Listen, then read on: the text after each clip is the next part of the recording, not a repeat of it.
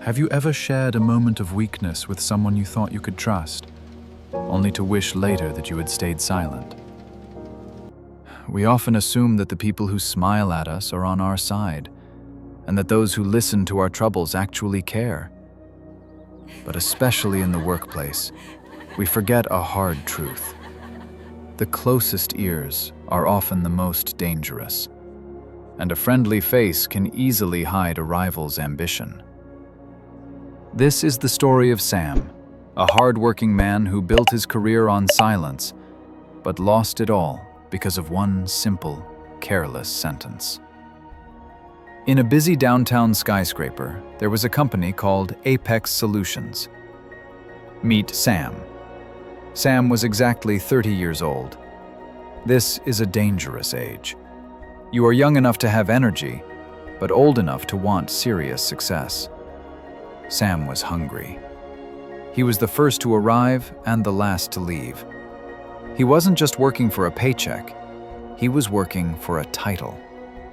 The position of senior manager was opening up next week, and Sam knew he was the top choice. It was a cold Friday night. The office was mostly empty, except for the cleaners vacuuming the carpets. Sam was staring at a spreadsheet, his eyes red and dry. He had been working for 12 hours straight.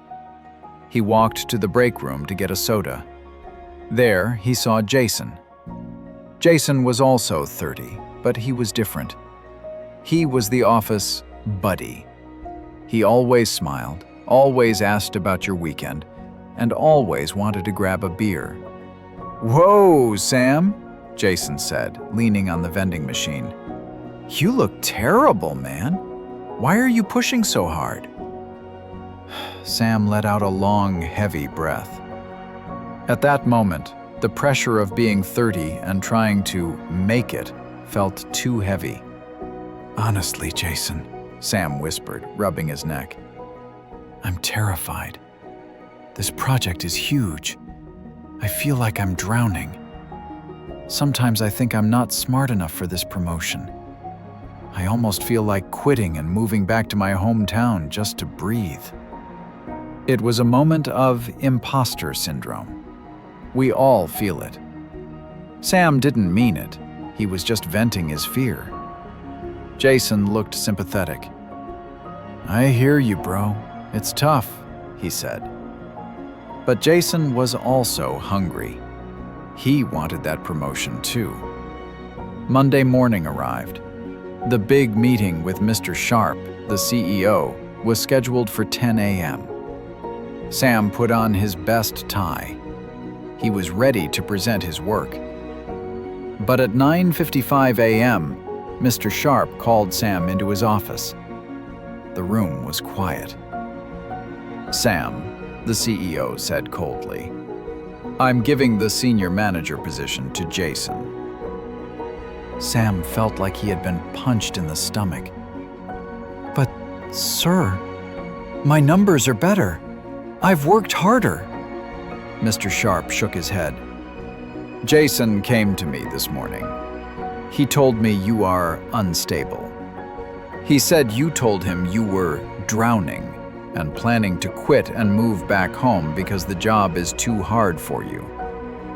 We need a leader, Sam, not someone who is about to run away." Sam tried to explain. "Sir, I was just venting. I didn't mean it." "A leader doesn't vent to his competition," Mr. Sharp replied. Dismissed. Sam walked out of the office. He kept his job, but he lost the future he had built. He stayed at the same desk, watching Jason move into the big office that should have been his. My friends, this is a painful reality check for anyone in their 30s. You are often surrounded by people who look like friends, but are actually rivals. You are all climbing the same mountain, and there is only room for one person at the top. Sam's mistake was not that he was weak. His mistake was that he showed his armor's crack to a man holding a sword. When you are at work, Wear your confidence like a suit. In a competitive environment, saying, "I am tired," translates to, "I am weak." Saying, "I might quit," translates to, "I am disloyal." Guard your dreams. Guard your doubts. Silence is often safer than careless speech. So, I have one question for you today. Are you guarding your dreams, or are you giving them away? If you are ready to be wiser with your words, like this story and comment, "I am wise" below. And don't forget to subscribe to the channel and hit the bell icon so you never miss such lesson.